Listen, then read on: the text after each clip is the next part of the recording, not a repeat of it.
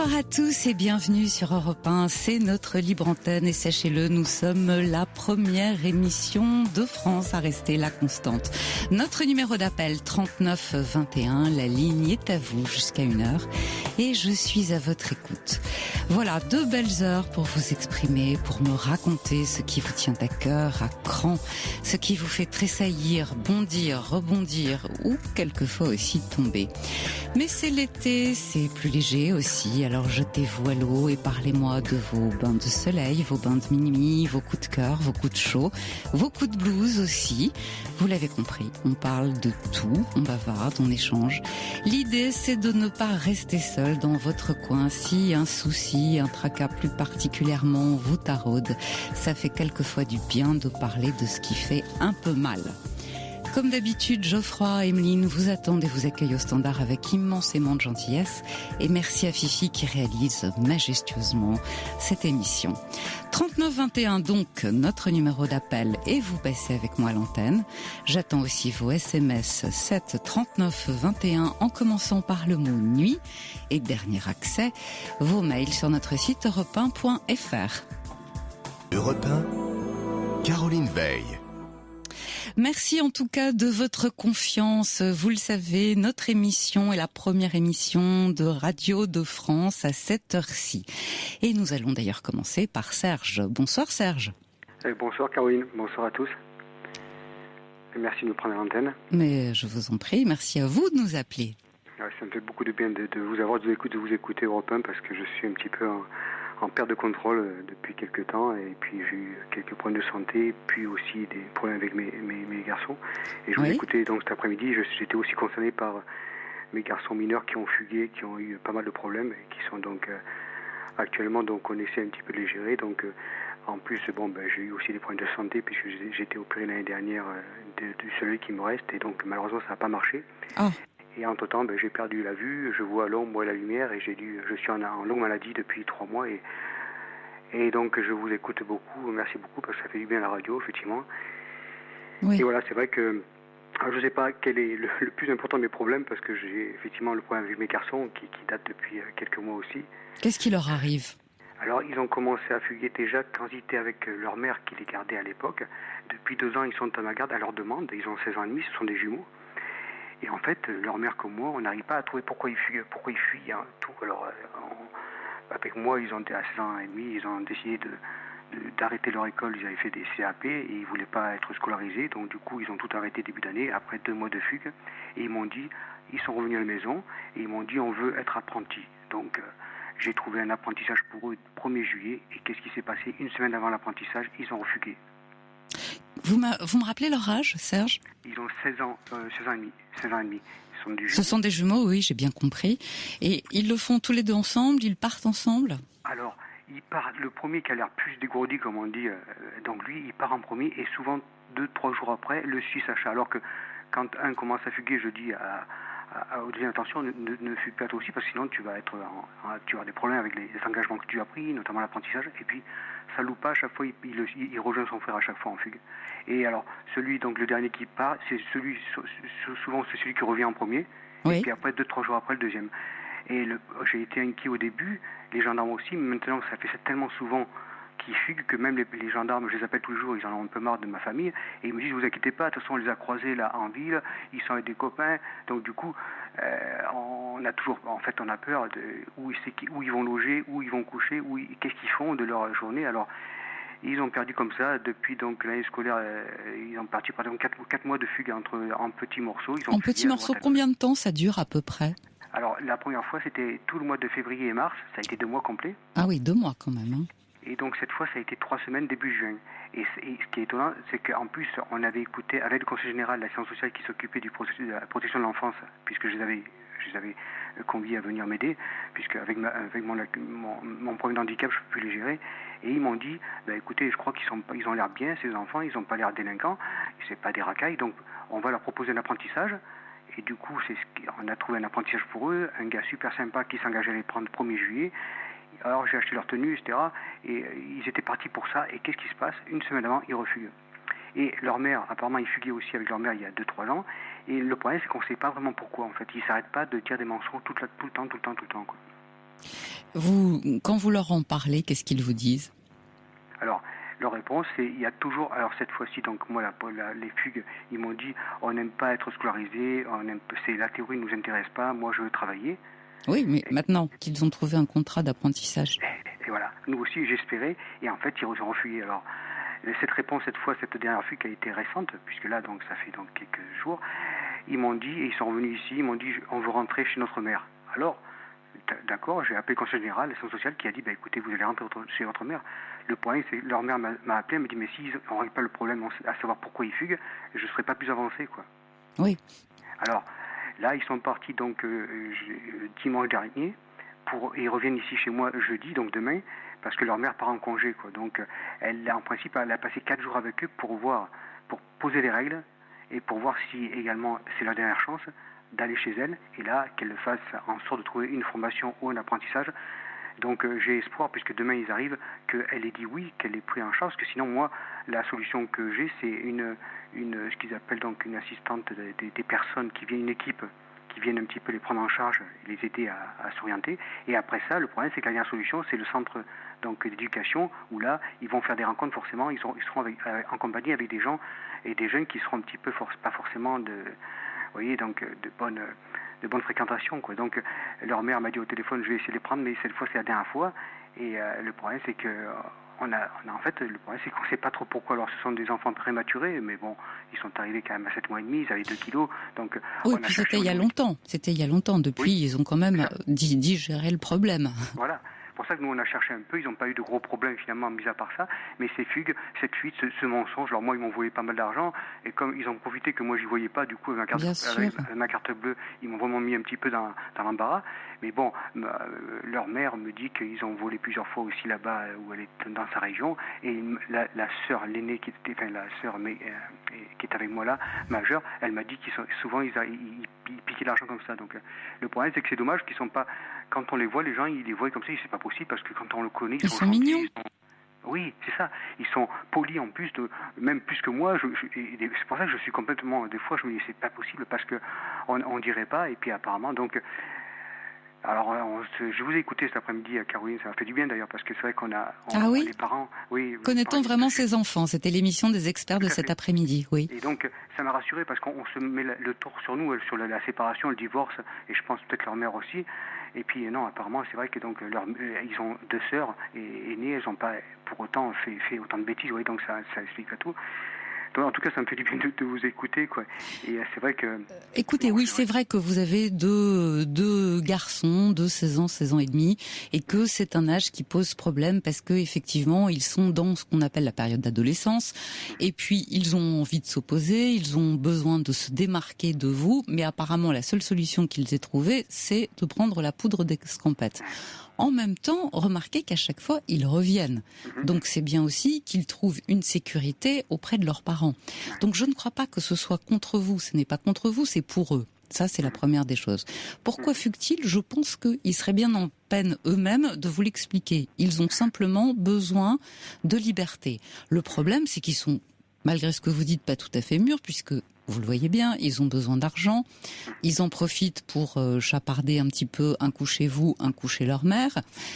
Et peut-être, moi, j'ai le sentiment, voyez-vous, Serge, qu'ils ne sont pas assez tenus. Alors pour vous, c'est difficile parce que vous avez ce handicap. Visiblement, la maman, elle aussi, a du mal à y arriver. Et vous avez parlé donc de ce centre. Et je crois que ce serait finalement pour eux une bonne chose de se retrouver avec des gens qui leur sont extérieurs et aussi d'autres jeunes de leur âge qui pourraient à la fois servir d'exemple, de base, de copains. Vous voyez ce que je veux dire, et avec lequel ils pourraient échanger, partager et se livrer certainement davantage. Parce que vous savez, comme ils sont 2, bon, ils ont leur univers à tous les 2. Donc l'un monte l'autre. C'est comme ça que ça fonctionne, les jumeaux. Je reçois par exemple un message de Osiris qui dit tout le monde est trop gentil avec eux. Trop gentil, oui, je pense que d'une certaine manière, Osiris a raison, c'est pas trop gentil, mais c'est en tout cas permissif. C'est-à-dire que visiblement, vous leur facilitez la tâche, on sent qu'ils ne sont pas tellement grondés. Or, ils sont précisément à un moment de leur vie où ils ont absolument besoin qu'on leur mette des limites. Et j'ai le sentiment, Serge, qu'aujourd'hui, vous n'êtes pas à même de pouvoir les mettre. Vous n'avez pas, si vous voulez, bon, c'est difficile à tenir, hein, de garçon. Et puis, c'est compliqué, vous êtes en arrêt longue maladie, vous essayez de veiller sur eux comme vous pouvez. En même temps, vous êtes fatigué. Et moi, je pense qu'il faudrait des personnes qui manifestent plus d'autorité, parce que c'est absolument ce dont ils ont raison. Donc, je pense que ce centre est la solution. Mais c'est mon avis. Voilà. Et qu'on aurait tout intérêt à faire en sorte, enfin, à ce que vous fassiez en sorte qu'ils y aillent. Même s'ils ne sont pas tout à fait d'accord, je crois que par la suite, ils risquent de vous remercier. Il faut leur mettre les limites, il faut leur inculquer les valeurs. Non, on ne vole pas. C'est grave de prendre de l'argent. C'est grave de prendre de l'argent à leur père, qui en plus ne peut pas, si vous voulez, n'a pas les moyens de lutter contre ça. C'est terrible. Ma fille disait que, comme vous, que je suis trop gentil avec eux. Et d'ailleurs, l'orthodontiste qui les suit m'a dit exactement comme vous, il manque de maturité aux enfants. Oui. Si ça continue, on arrête le traitement des dents parce que ça vaut pas le coup. Vous allez dépenser de l'argent pour rien. Et elle m'a averti aussi, l'orthodontiste, oui. Donc vous avez bien mis bravo pour cette analyse, que vous comprenez très bien la situation en peu de temps. Merci. Et j'espère que je vais pouvoir m'en sortir, effectivement. Donc, non, mais il faut demander de l'aide de ce centre, puisqu'ils peuvent vous en donner. Vous le voyez bien vous-même, vous n'y arrivez pas. C'est pas parce que vous ne savez pas. Au fond, je pense que vous l'avez, la solution. Mais voilà, vous êtes fatigué, vous êtes en ce moment fragile. Visiblement, la maman n'habite pas au même endroit. Non. Donc c'est compliqué à gérer, 2 garçons comme ça. Et eux, ils sont dans la phase complètement libertaire de leur adolescence. Ils vivent leur vie sans se préoccuper 2 secondes du lendemain. C'est au jour le jour. Voilà. Et puis quand ils ont plus d'argent, ils reviennent. Alors déjà, c'est pas trop d'argent, hein, c'est voire même le strict minimum, parce que dès qu'ils en ont, ils s'en vont. Et puis qu'il faut leur donner la valeur de l'argent. C'est dur à gagner. C'est dur à gagner et ils vont devoir gagner leur vie. C'est vrai. En plus, on espérait qu'ils commencent le 1er juillet, puis ils ont loupé. C'est dommage, c'était vraiment une bonne place pour eux. C'est tout ce qu'ils voulaient apparemment. Donc, et puis c'est dimanche, on s'en a dimanche, donc et c'est épuisant. Moi, j'avoue que j'ai plus de solution pour eux, et puis j'en dors pas parce qu'effectivement, je pense à eux. Je me dis mais comment ils vont faire? Mais c'est vrai que c'est tellement difficile pour les jeunes maintenant en plus.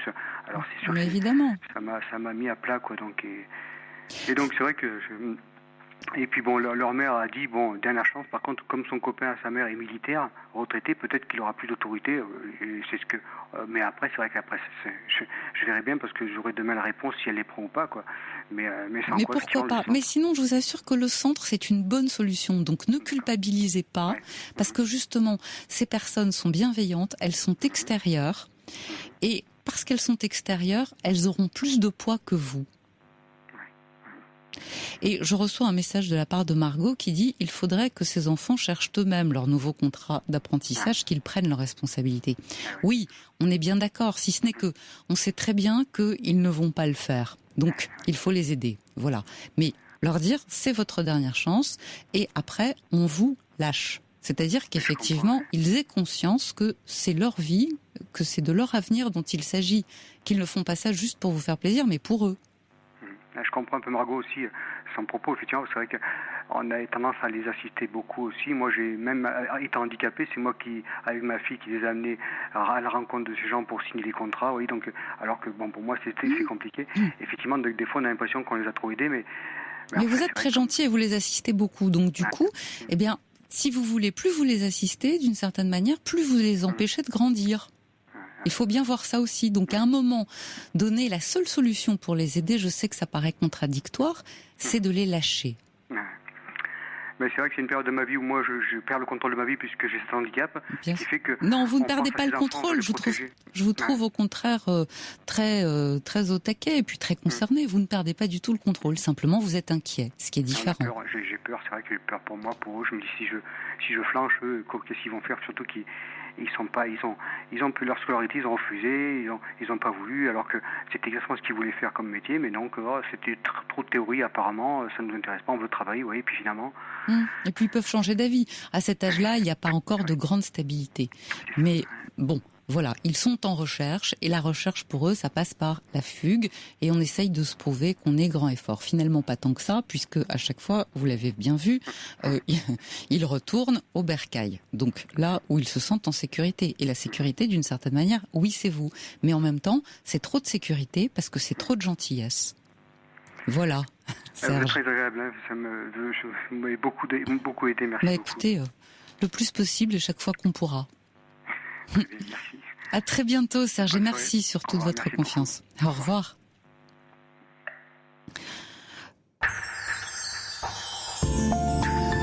Caroline Veil sur Europe 1. 39 21. 34 centimes la minute. It's Europe 1.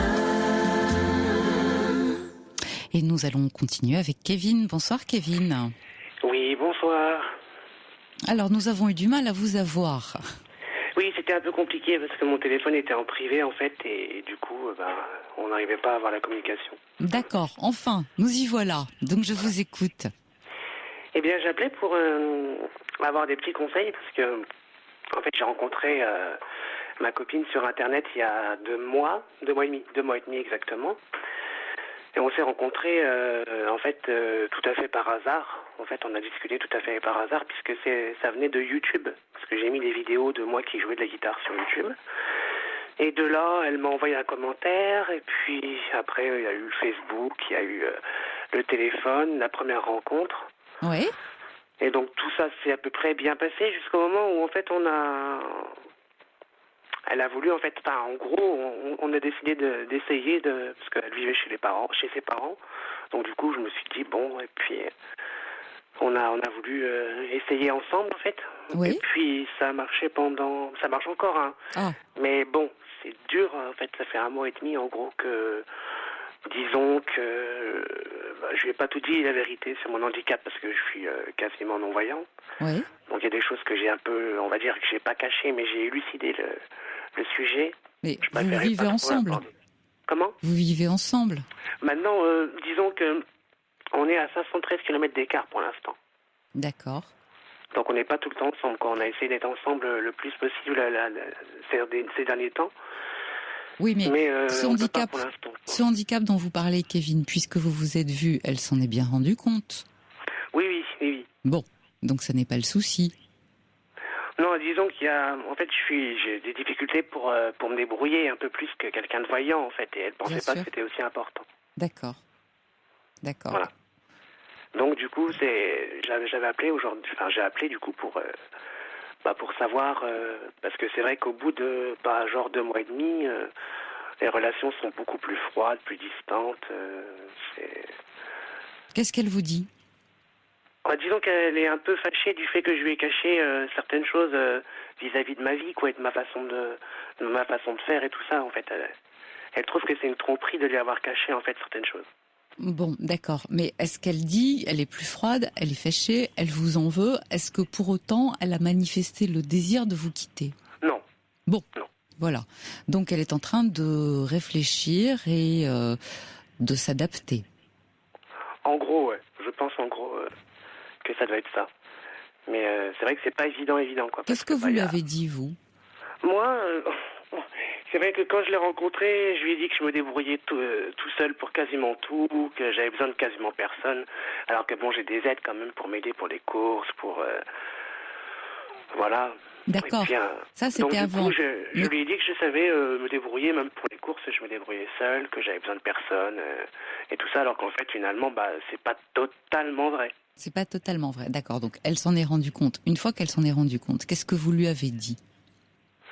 J'ai reconnu. Je lui ai dit que je lui avais pas entièrement dit la vérité, que j'avais peur qu'elle me quitte du fait de mon handicap, tout ça.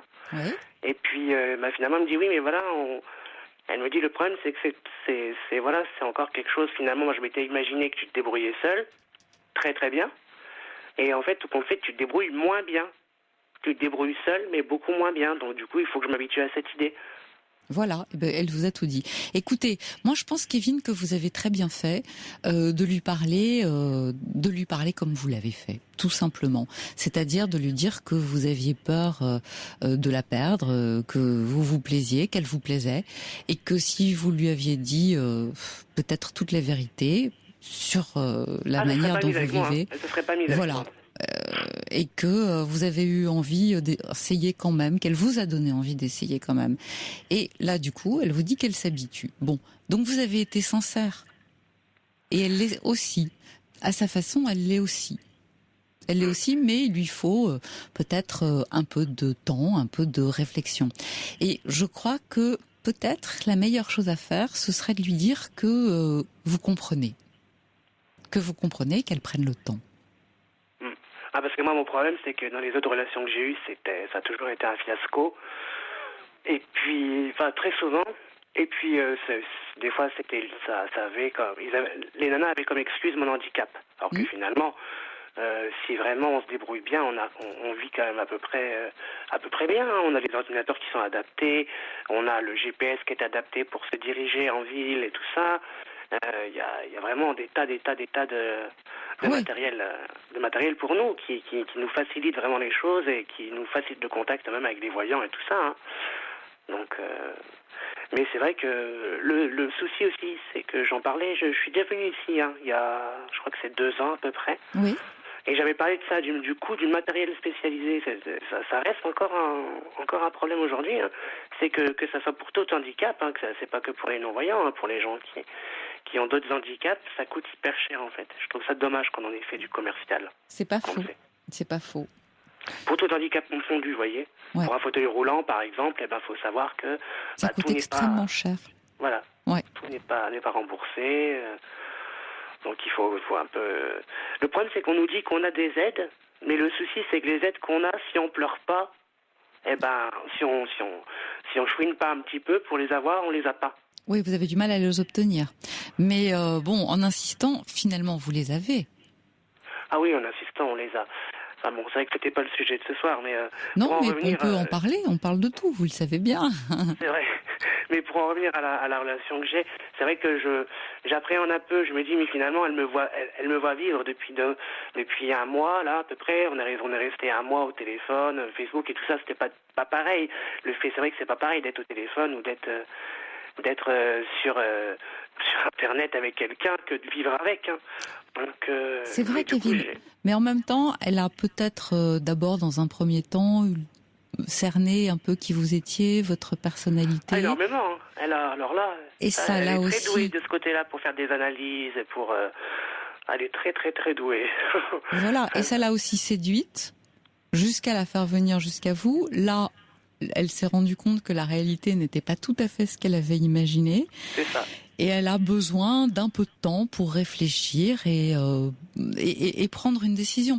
Et moi, mon sentiment vraiment, c'est de vous montrer justement compréhensif et de lui dire que vous imaginez que, bien sûr, si vous ne lui avez pas tout dit tout de suite, c'est parce que vous aviez l'idée que elle et vous, que vous pouviez vivre ensemble quelque chose et que vous avez eu peur de l'effrayer, alors que finalement, effectivement, dans la vie, vous vous débrouillez. C'est vrai, vous avez des aides, vous vous débrouillez, que vous avez eu peur de la perdre et qu'en même temps, vous comprenez absolument qu'elle réfléchisse.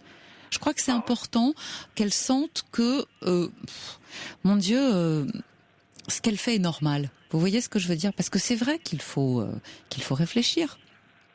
Ouais, puis moi j'ai tendance à vouloir mettre, comme on dit, la charrue avant les bœufs. Alors c'est ça mon problème aussi. Ouais.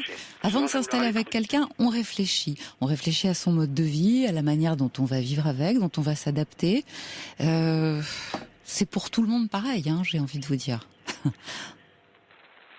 C'est vrai. Donc je crois qu'il faut lui laisser le temps de la réflexion et ne pas la presser. Justement. Ah, parce que là on a voulu aller un peu trop vite le mois dernier, pas ce mois-ci là. Et en fait c'est pour ça qu'on en est revenu à là, parce qu'en fait ça avait l'air d'aller vraiment beaucoup trop vite. Oui, voilà, donc finalement, prenez le temps de vous apprivoiser l'un l'autre. Vous voyez ce que je veux dire? Tout à fait. Ne stressez pas et ne la stressez pas. Non. Mais c'est vrai, vous voyez, on parle souvent de...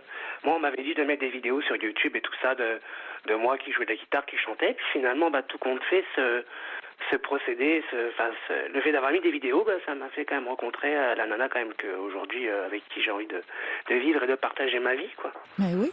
Donc finalement, c'est rigolo, mais c'est pas du tout genre un site de rencontre comme Badoo ou comme d'autres sites de rencontres. C'est vraiment YouTube, quoi. Et c'est pas du tout pour rencontrer qui que ce soit. C'est plus pour écouter la musique que les gens font. On met des petits commentaires et puis finalement... Et vous partagez quelque chose. Exactement. Ouais. Bien écoutez, c'est donc que votre idée était la bonne. Il ne nous reste plus qu'à vous souhaiter bonne chance. Merci beaucoup. Merci beaucoup. Et puis vous nous tenez au courant, bien sûr. Je vous souhaite une bonne soirée en tout cas à tous et vos auditeurs et aussi bien à vous, Caroline. Merci. Au revoir, Kevin. Au revoir. Pour parler à Caroline Veil, Appelez le 39 21, 34 centimes la minute.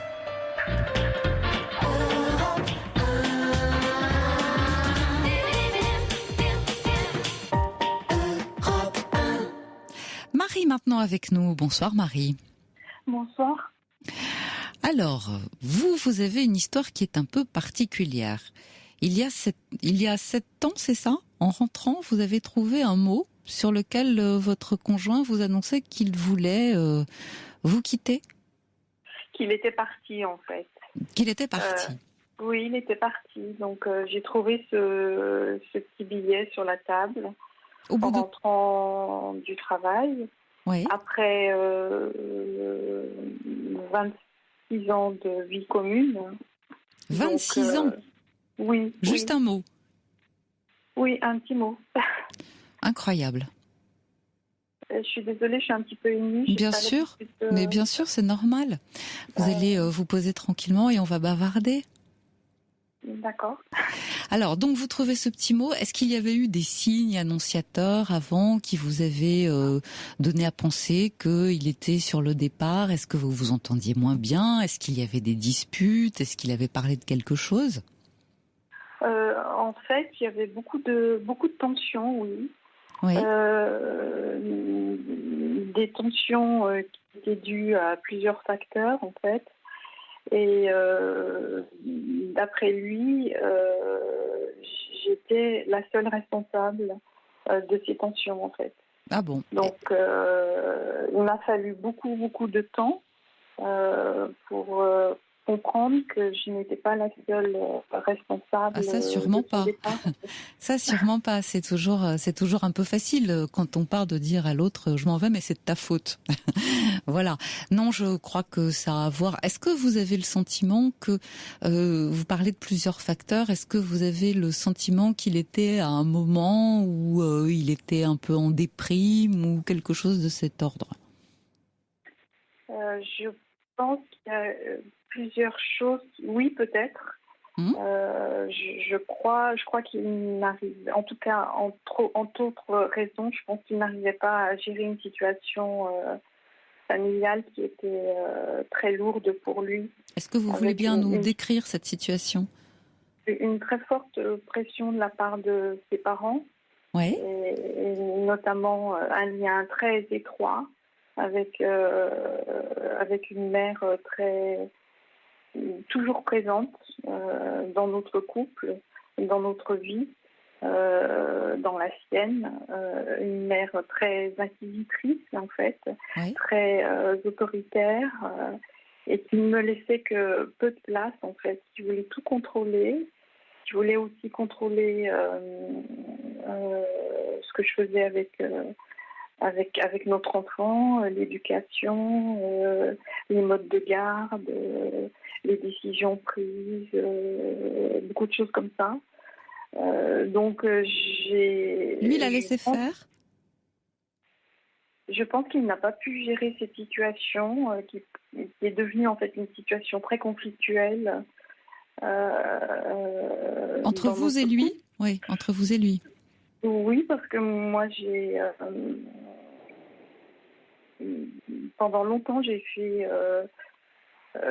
moi-même, j'ai été confrontée à une situation familiale un peu compliquée, mais à la différence de ce qu'il a fait lui, c'est-à-dire que moi, j'ai fait le choix la thérapie, en fait. Oui. Et de me sortir de la situation dans laquelle je me trouvais. Ça m'a pris beaucoup de temps pour comprendre, en fait, l'articulation au niveau de la cellule familiale. Et ça m'a pris beaucoup d'énergie. J'ai eu beaucoup de volonté pour me sortir de cette situation et puis pour faire le choix de construire, de vouloir construire une nouvelle cellule familiale. Et j'ai mis toute mon énergie, en fait, dans cette petite cellule que je commençais à créer avec lui. Oui. Et j'étais vraiment dans le désir et vraiment de créer quelque chose de nouveau qui était un peu salvateur pour moi, mais quelque chose que je voulais de différent aussi au niveau de l'éducation de l'enfant, au niveau du contact et de la complicité avec le conjoint, etc. Mais lui n'était pas du tout dans cette... Non, il n'a pas partagé votre point de vue. Et j'ai pas du tout compris ça, en fait, tout de suite. Je l'ai compris après, en fait. Oui. Après le départ, en fait. Et aujourd'hui, vous en êtes où, Marie ? Eh bien, j'ai fait le choix pendant toutes ces années de garder le bateau à flot. Ouais, c'est pas facile, hein. Oui, je sais. C'est-à-dire que j'ai assuré les études universitaires et post-universitaires de l'enfant. J'ai travaillé aussi. J'ai fait beaucoup de choses qui m'ont permis de guérir petit à petit, tout en comprenant ce qui s'était passé et puis me remettre aussi en question, notamment par rapport à des signes que j'avais peut-être pas vus. Si vous voulez, vous avez parlé d'une mère qui était très intrusive.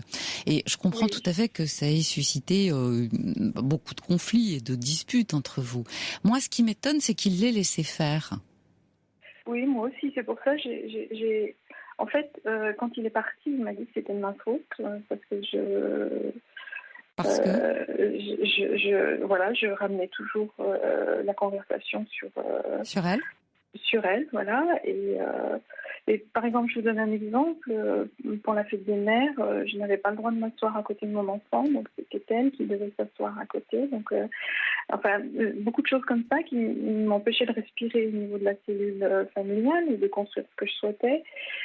Donc c'est vrai que je revoyais ces situations dans le cadre du travail que je faisais à l'extérieur et je le ramenais au niveau de la cellule familiale en espérant que lui, avec mes informations et en espérant que lui pouvait comprendre, il pouvait aussi gérer cette situation avec les informations que je lui donnais, cette situation conflictuelle qu'il vivait. Dites-moi, pardon de vous interrompre, mais dites-moi pourquoi est-ce que vous ne lui avez pas parlé à elle, sa mère, directement ?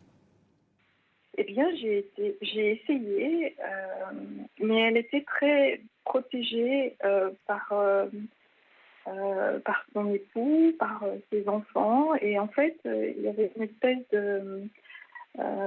d'omerta sur ses agissements, parce que je pense que c'est quelqu'un qui n'est pas très bien en fait psychologiquement, donc il ne fallait pas le lui dire. Donc tout était passé sous silence, c'était des non-dits perpétuels et donc je pense qu'elle avait une incapacité à absorber une forme de réalité en fait. Donc oui, mais attention, quand vous lui parliez, elle vous répondait ? Oui, mais il y avait toujours...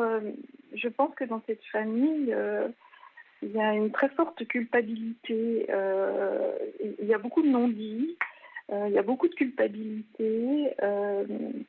On ne parle pas de ses émotions, on ne parle... Vous voyez, c'est très rigide. D'accord, mais vous pouviez lui parler des vôtres en disant « j'ai du mal à supporter ce que vous faites en permanence, j'ai du mal à admettre que vous soyez comme ça ingéré dans nos affaires de famille en permanence et que vous ayez ce droit de regard sur ma vie et sur notre vie ». Vous lui avez parlé vraiment ? En fait, moi, je n'ai pas formulé ce que vous venez de dire, mais je l'ai formulé à mon époux, enfin à mon mari, parce que pour la simple et bonne raison que je pense que j'avais peur d'être rejetée, en fait. Par elle. Oui, parce que... Mais c'est pas avec elle moi... que vous étiez mariée. Pardon ? Ce n'est pas avec elle que vous étiez mariée. Oui, mais moi, je sortais d'une cellule familiale qui a été très perturbante pour moi au moment de l'adolescence. Et j'ai vraiment bataillé, entre guillemets, pour sortir de cette situation. Et vraiment, pour moi, c'était très important de construire quelque chose de différent. D'avoir un cocon qui me permettait de me sentir bien. Alors, est-ce qu'aujourd'hui vous avez continué votre vie ? Est-ce que vous avez à nouveau rencontré quelqu'un ?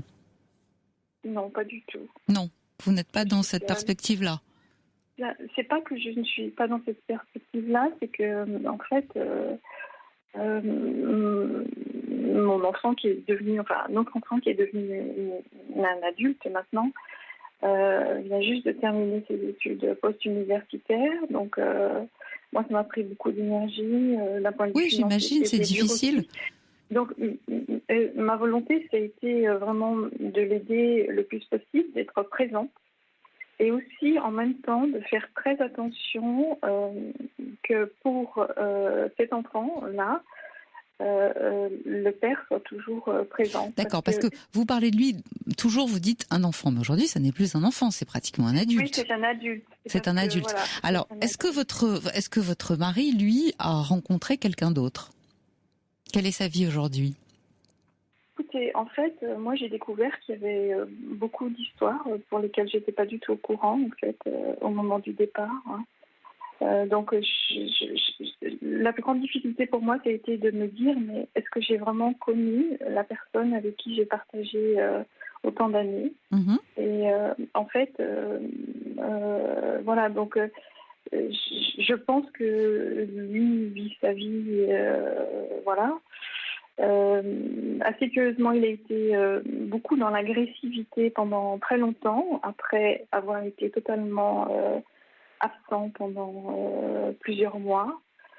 C'est-à-dire que je me suis retrouvée avec des choses que je ne comprenais pas au niveau administratif, des appels sans réponse, etc. Donc j'ai dû faire face. Et après, il y a eu l'agressivité. Et aujourd'hui ? Et aujourd'hui ? Et en fait, moi, j'ai souhaité pour l'adulte, l'enfant qui est devenu adulte, j'ai souhaité que, parce que cet adulte-là a forcément réagi, il ne voulait plus, voulait de moins en moins avoir des contacts avec son père. J'ai trouvé que c'était triste et qu'on n'avait pas le droit d'imposer ça à un enfant d'un adulte pour toute une vie. Donc j'ai fait le choix du dialogue et de recontacter en fait le papa. Oui, vous avez eu raison. Vous avez eu raison, mais aujourd'hui, est-ce qu'il a de bons rapports avec son père ? Avec son père ? Oui, est-ce qu'il a de bons rapports ? L'adulte ? Votre fils. Votre fils. Allô ? Ça commence à aller mieux. Oui. Ça commence à aller mieux. On ne peut pas dire que ce sont des bons rapports, mais en fait, il lui en veut. Il se sent abandonné par lui. C'est une fille. C'est une fille. Elle se sent abandonnée donc par lui. Elle s'est sentie abandonnée. J'imagine que oui.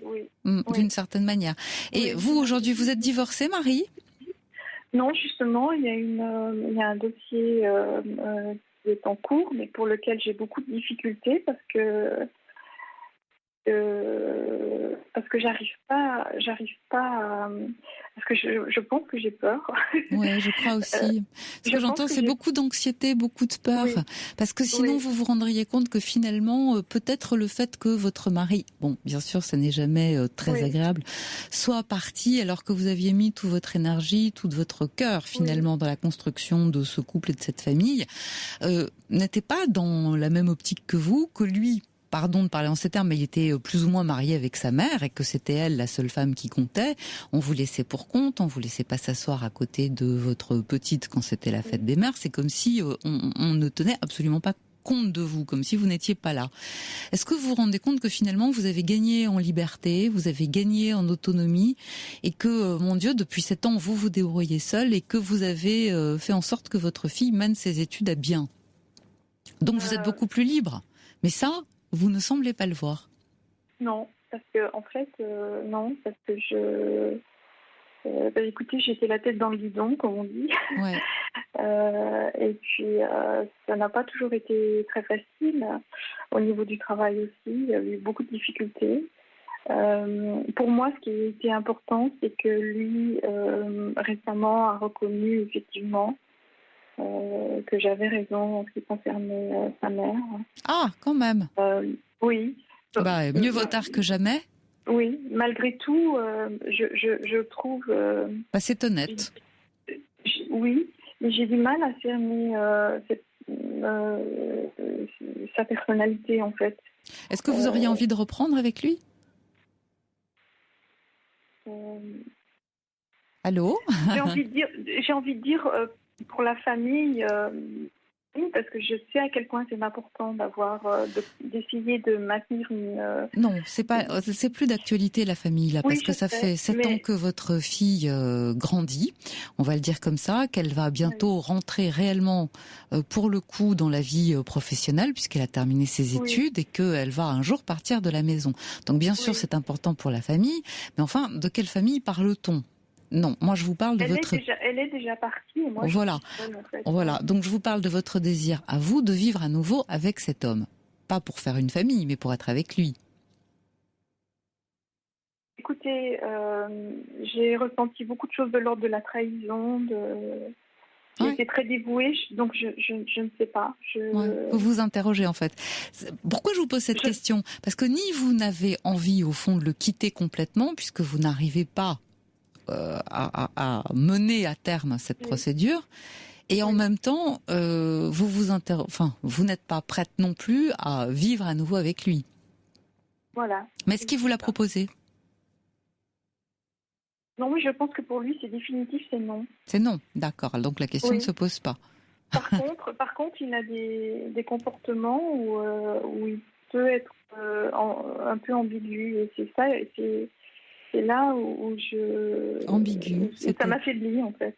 Ambigu, c'est-à-dire bien, je ne sais pas. Quand on est séparés, on ne dit pas forcément bisous ou voilà. On peut avoir des relations cordiales. Hein. La séparation ne veut pas forcément dire hostilité systématique. Que vous lui en vouliez, je le comprends. Donc que vous soyez étonné qu'il vous embrasse, oui. Mais au fond, lui, il a peut-être réfléchi qu'il n'avait pas vraiment de raison de vous en vouloir. D'autant plus que, au fond, aujourd'hui, il vous donne raison quant à sa mère. Oui. Mais je vous sens un peu perdue, Marie. Je suis perdue, c'est pour ça que je vous ai appelé. Pardon, je vous sens un peu perdue. Je vous sens un peu perdue parce que vous ne savez pas très bien où vous en êtes. Je crois que vous êtes toujours attachée à cet homme. Vous avez du mal à rompre totalement les ponts et à vous dire que désormais votre vie est ailleurs. Mais en réalité, elle est ailleurs depuis déjà 7 ans. Ça fait 7 ans que vous vivez sans lui. Et ça, vous ne l'avez pas encore intégré. C'est-à-dire que je ne suis pas quelqu'un qui a l'habitude de beaucoup m'occuper de moi ou de sortir ou de rencontrer des gens. J'étais plus quelqu'un dans le travail, dévoué. Et si vous pensiez un peu à vous maintenant ? Oui, je sais. Voilà, c'est ce que je fais. Ça serait une bonne idée. Ça vous permettrait de reprendre pied. Oui, je suis d'accord. Écoutez... Je vous souhaite bon courage en tout cas. Peut-être que vous devriez aller voir un psychologue de façon à pouvoir en parler de façon plus approfondie parce que vous avez beaucoup de choses à débrouiller et je pense que vous avez du mal aujourd'hui à faire la part des choses, de où vous en êtes. Est-ce que vous l'aimez encore ? Est-ce que vous le haïssez aussi ? C'est quand même, ce serait pas inouï, hein, parce que c'est ce qu'on peut percevoir un tout petit peu. Vous avez parlé de trahison, donc. C'est-à-dire que pour moi, ce qui conditionne en fait ce que je ressens, c'est vraiment la crainte qu'il y ait rupture avec notre enfant, enfin l'adulte. Voilà, notre enfant. Mais je crois pas, moi. Voilà. Je crois pas parce que c'est pas la procédure qui va gêner. Au contraire, peut-être même que ça sera plus clair. Peut-être même que la situation sera justement clarifiée une fois pour toutes et que c'est ce dont elle a besoin pour savoir elle aussi où elle en est. Voilà. En tout cas, elle a un père, elle le sait, elle le connaît. Peut-être que elle va refaire davantage connaissance avec lui, même si elle lui en veut bien sûr parce que elle aussi s'est sentie abandonnée, elle aussi s'est sentie trahie à sa mesure. Hein. Pas de la même manière, pas pour les mêmes raisons, mais après tout, il est parti, il la quitte elle aussi. Marie, à très bientôt. Merci beaucoup. Merci. Au revoir. Merci, bonsoir. Le SMS. Pauline, bonsoir. Allô, Pauline. Bonsoir. Bonsoir, comment allez-vous? Relativement bien, je dirais. Bon. Il est un peu tard quand même. Donc, bonsoir Caroline, je vous remercie de me recevoir. Oui, c'est moi qui vous remercie de nous appeler, de nous faire confiance. Oui. Racontez-moi votre histoire. Alors, elle est assez simple. C'est-à-dire que début avril, j'ai fait la rencontre d'un monsieur sur un site de rencontre. Notre relation a évolué. C'était plutôt une relation amoureuse, parce que parfois il peut aussi bien s'arrêter à quelque chose d'amical ou rien du tout. Et lundi dernier, je me suis rendu compte qu'il était encore sur le site, puisque moi-même je suis encore inscrite, mais je ne suis pas active. Oui. Et il m'a confié effectivement qu'il restait en contact, il appelle ça des messages épistolaires avec des femmes avec lesquelles il avait un contact peut-être en même temps que moi, voire avant. Voilà. Oui, d'accord. Et ça me gêne beaucoup en fait. Je comprends, ça ne fait pas plaisir du tout. Je me sens, je sais pas ce que je sais à peu près ce que je dois faire puisque je lui ai dit que pour moi, je cautionnais pas ce genre de comportement. Oui, bien sûr. Donc ça veut dire déjà que je suis pas d'accord avec lui, je continue pas dans cette direction, mais lui de son côté m'a expliqué que il savait pourquoi il faisait comme ça, parce qu'il cherchait en fait à se rassurer sur ses capacités à séduire. Et le fait de vous avoir séduit, ça ne lui suffit pas? J'ai l'impression, oui. Vous lui avez dit? Super. Oui, je lui ai demandé, je lui ai dit, mais j'ai l'impression que je te contente pas, c'est assez désagréable. Oui. Et lui, il est parti sur un autre terrain en m'expliquant que il avait besoin de se rassurer lui, comme si j'étais. Comme c'est pratique. Oui. Ouais. Voilà.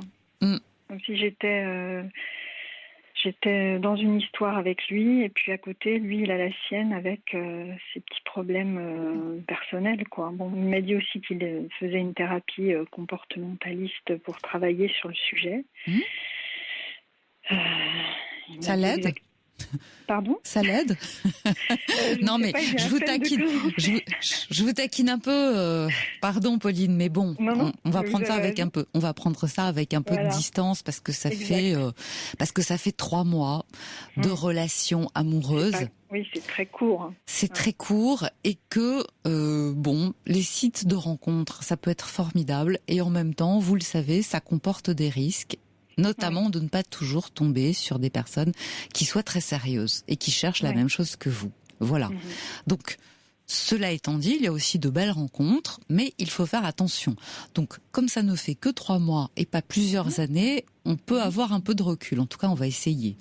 C'est bien ce que j'ai l'intention de faire malgré tout, c'est-à-dire de lui expliquer que...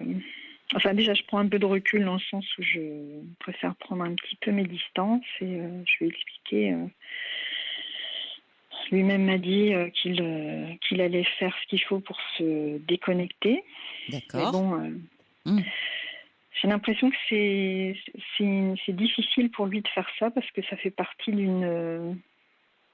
Est-ce que ça fait longtemps qu'il le fait ? Qu'il est sur ce site? Oui, et qu'il a comme ça des relations. Est-ce que ça fait un certain temps? Est-ce qu'il vient juste d'arriver? Est-ce que parlez-moi un peu de lui. Quel âge a-t-il? Qu'est-ce qu'il a vécu? Pourquoi est-il sur ce site et pourquoi y êtes-vous? Alors, moi, on va commencer par lui ou par moi. Moi, j'y suis parce que j'ai une vie un peu trépidante et les personnes que je connais, sont pas disponibles ou bien je les connais très bien, donc c'est des amis. Ouais. Voilà. Et donc, le site, pour moi, c'est une façon d'élargir un peu les possibilités. D'accord. Voilà. Lui, de son côté, il est en instance de divorce et je sais qu'il a vécu plusieurs années avec son ex-femme. Ça veut dire, je crois que c'est 10 ans, 10-12 ans. Bon, alors, si vous voulez, pardon de vous interrompre, mais on va s'arrêter toutes les deux le temps du journal. Surtout, vous ne raccrochez pas, je vous reprends tout de suite après, vous restez en ligne avec nous.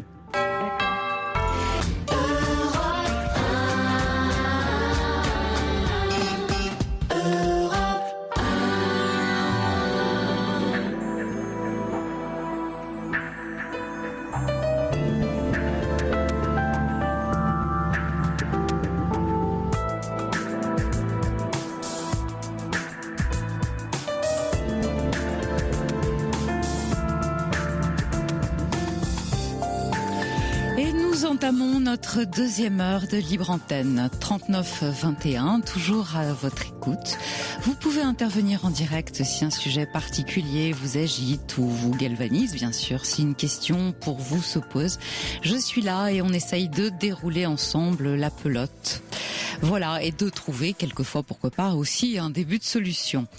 Un peu avant le journal, nous étions avec Pauline. Pauline qui a rencontré un monsieur sur un site de rencontre, et bien qu'il y ait eu entre eux une relation, je résume pour nos auditeurs qui nous prendraient en route, Pauline, bien qu'il y ait eu 3 mois de relations amoureuses, épanouies, complices, dites-vous, malgré tout, vous avez surpris d'autres échanges épistolaires sur ce même site. Alors il vous dit qu'il en a besoin pour se réassurer, pour prendre confiance en lui. Oui. Je reçois des messages à votre attention, notamment de Valérie qui dit il ne doit pas se déconnecter mais se désinscrire, ce qui est très différent, et demandez-lui de vous montrer la confirmation du site concerné. Et puis un autre de la part de Marie qui dit « J'ai eu 2 amis qui ne voulaient pas quitter le site pour les mêmes raisons, juste chatter avec des connaissances, confiance en lui, etc. Et tous les 2 m'ont trompé. » Voilà. Alors j'ai un bruit de fond. Est-ce que vous avez la télé allumée derrière vous ? Non. Voilà. Désolée. Bon, je ne sais pas très bien d'où ça vient. J'espère que ça ne va pas... Non, voilà, ça s'est arrêté. Tant mieux. Pauline, qu'est-ce que vous comptez faire, vous ? Je compte faire une pause. Oh, c'est une bonne idée. Ouais. Parce que je pense que... déjà, c'est pas très agréable. J'ai l'impression de me faire duper. C'est pas confortable. Et puis... moi, je pense que je me suis laissée bercer. C'était très agréable. Ouais. Mais voilà, je pense que ce monsieur n'a pas vraiment envie de s'investir dans une relation avec moi ou avec une autre, je crois. Il a plutôt envie de se divertir. Peut-être. Vivre différentes expériences, histoire de voir la vie autrement, peut-être, de se l'adoucir, enfin voilà. Oui, bon, c'est comme ça que vous le ressentez. Quel âge a-t-il ? Il a 50 ans, moi j'en ai 49. D'accord. Et lui, vous avez dit quelle est sa situation de famille aujourd'hui ? En fait, il est en instance de divorce. D'accord, donc c'est tout neuf. Voilà, c'est tout neuf. Donc effectivement, oui, ça peut être pour lui assez récréatif, ce genre de site. Oui, en parlant avec vous, je me rends compte un petit peu peut-être de sa démarche, même s'il est très rassurant avec moi. Il m'explique qu'il est bien avec moi, etc. Qu'il va faire tout pour en fait vous témoigner avec moi sa bonne foi. Moi. Oui, voilà. Mais peut-être qu'au fond de moi, j'ai du mal à y croire, voilà. Ouais. Mais je crois que Valérie a raison. Il doit éventuellement, s'il tient à vous, il peut tout à fait se désinscrire. Oui, qu'est-ce que vous aviez envisagé avec lui ? Vous habitez dans la même ville ? Oui. Ouais. D'accord, donc c'est facile de vous voir, il n'y a pas de souci pour ça. Bon. Exactement. Et moi, je lui en ai pas parlé, mais je pense qu'il y a une prochaine occasion, dès qu'il m'appellera, parce que je vais attendre qu'il m'appelle, je n'ai pas tellement envie de relancer, eh bien, je lui préciserai que pour continuer avec moi, il faut vraiment se désinscrire. C'est pour moi la preuve qu'il a envie de continuer uniquement avec moi. Bon, il y a une part de risque, mais il y en a toujours de toute façon. Ben oui, mais vivre, c'est risqué, vous savez bien. Oui, voilà. Et puis, qu'est-ce que vous risquez au fond ? Rien. Voilà, aussi. C'est-à-dire que s'il tient à vous, eh bien, il fera ce qu'il faut pour vous garder, c'est-à-dire qu'il vous rendra seul et unique. Voilà. Et puis, sinon, j'ai envie de vous dire que vous perdez juste, peut-être, une illusion, et seulement une illusion. Oui, voilà. Ça y ressemble. Ouais. Bon, écoutez, vous ne me paraissez pas trop abattu. Je sais que ça fait toujours un peu de peine, un peu de mal. On a l'impression d'être floué, que ça y est, on va. Oui. Ça m'avait un petit peu embrouillé. Enfin, je m'étais embrouillé un petit peu la tête avec tout ça parce que c'est les sentiments. Les sentiments et réfléchir sur des choses comme ça à distance, c'est compliqué. Être impliqué dans une relation sentimentale et réfléchir, même en parlant avec d'autres personnes, parfois ça se dénoue pas comme ça, voilà. Non, bien sûr. Dès qu'on est pris dans le sentiment, c'est difficile de se dépêtrer. Mais en même temps, ça ne fait que 3 mois. Donc, bien sûr, peut-être n'êtes-vous pas trop prise encore, et il est encore temps de vous sauver d'une situation qui risque de vous faire souffrir. Au fond, il s'agit de cela. De toute façon, oui, si jamais effectivement il ne sait pas faire ses choix, s'il ne sait pas faire de choix, tout simplement. Ouais. Un petit message de la part de Jean-Claude qui dit je dirais bien à cette dame de se méfier d'un homme qui n'est toujours pas divorcé. Et oui, vous savez, quand on est juste en instance de divorce, on a des envies de jeune homme. Voilà. C'est normal. Voilà, donc on est plus dans la consommation, dans l'étourdissement. On a l'impression à 50 ans quelquefois qu'on va revivre une nouvelle jeunesse, et peut-être que c'est son cas. Et peut-être que d'ici quelque temps, il va s'assagir aussi. Mais pour l'instant, je pense que vous faites bien de prendre un peu le large. Si c'est votre décision, bien sûr. Je pense que c'est ce que je vais faire, oui. Tout en parlant avec vous, les choses se sont un petit peu décantées dans mon cerveau, là. Ouais. Voilà. Bon. Merci aux auditeurs de m'avoir apporté leur... voilà, vous pouvez compter sur eux pour réagir. Merci à vous, Pauline. Au revoir. Merci, bonsoir. Caroline Veil sur Europe 1. 39-21. 34 centimes la minute.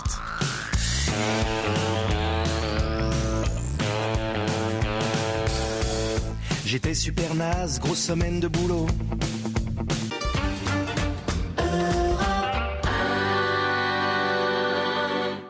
Et nous allons tranquillement continuer avec François. Bonsoir François. Bonsoir Michel. Non, moi c'est Caroline. Caroline, pardon. Mais c'est pas grave. Je voulais vous parler de Michel, justement. D'accord. Bon, je salue également vos nombreux auditeurs. Mais c'est très gentil à vous. Voilà. Bien. Oui. Comment allez-vous, François ? Pas très bien. Ah, racontez-moi ça. Alors, j'ai rencontré une personne il y a 4 ans environ, beaucoup plus jeune que moi. Oui. Nous nous sommes liés d'amitié. Moi, j'ai éprouvé d'autres sentiments que l'amitié, mais on en est resté là. On est resté très, très amis. Je l'ai aidé, sans doute secouru. Et puis ça a continué, donc elle est venue chez moi, souvent elle habitait la même ville. Ensuite elle a déménagé, elle est allée à Paris, nous avons eu toujours une liaison téléphonique ou bien par également courriel. Oui. Et elle est venue chez moi, elle me l'avait demandé, j'avais dit non parce que ça me gênait un peu. Et ensuite elle est venue chez moi et moi je qualifierais cette relation d'amitié amoureuse. D'accord. Enfin, de ma part. Je crois que c'était partagé. Hein. Combien d'années de différence ? Alors, exactement 30... Attendez, je calcule mal. Elle a 30 ans, j'en ai 76. D'accord. Alors, je ne les parais pas, hein, mais enfin, je les ai. D'accord. Ouais, bon, voilà. Les choses sont dites. Oui, comment? Comme ça, on est au clair. Oui, voilà. Et donc, dernièrement, elle est venue, elle m'a dit, oui, je suis toute seule, etc. Elle est à Paris, il fait froid. J'habite dans le sud, à Perpignan, où il fait bon. C'est une des villes, sinon la ville la plus chaude de France, à l'amplitude annuelle. Et donc, elle est venue, elle est restée 5 jours, ça s'est bien passé. Et puis, je lui dis, quand tu rentres, tu m'appelles pour savoir si ça s'est bien passé. Enfin, elle est partie en train. Et depuis, j'ai plus de nouvelles, c'est-à-dire depuis peut-être 2 mois à peu près. Et ça me gêne beaucoup, alors je ne sais pas. Je ne sais pas si c'est définitif, je ne sais pas si elle a des problèmes de santé, parce qu'elle en avait, des problèmes d'argent depuis que je la connais. Elle en avait aussi? Elle en avait aussi, et je suis intervenu pour l'aider. C'est dans ce sens que je dis que je l'ai sauvée, et c'était une grande fierté, donc pour moi. Oui. Et là, j'ai pensé à la chose qui serait la pire pour moi, c'est d'avoir été manipulé. Ça fait combien de temps que vous la connaissez? 4 ans, environ 4 ans à peu près. Bon, en 4 ans... Je l'ai rencontrée fortuitement lors d'une réunion. On était 7, je crois, puis tout le monde est parti, on est restés que tous les 2. Et puis c'est de là qu'est née notre relation, notre amitié, etc. Une réunion, quel genre de réunion, François? Alors, c'était pour faire le jeûne, pour bien conduire le jeûne. Pour bien conduire le jeûne, voilà. D'accord. Et donc, il y a eu une réunion, elle était la seule jeune fille. Je lui ai serré la main sans trop la remarquer. Comme elle cherchait du travail et que je connais cette ville qui est ma ville, donc où le travail est rare, comme dans d'autres villes aussi. Je l'ai aidée, c'est un point d'honneur pour moi. Et là, j'ai eu l'impression, puisque ça fait 2 mois que j'ai plus de ses nouvelles, je lui ai envoyé un courriel.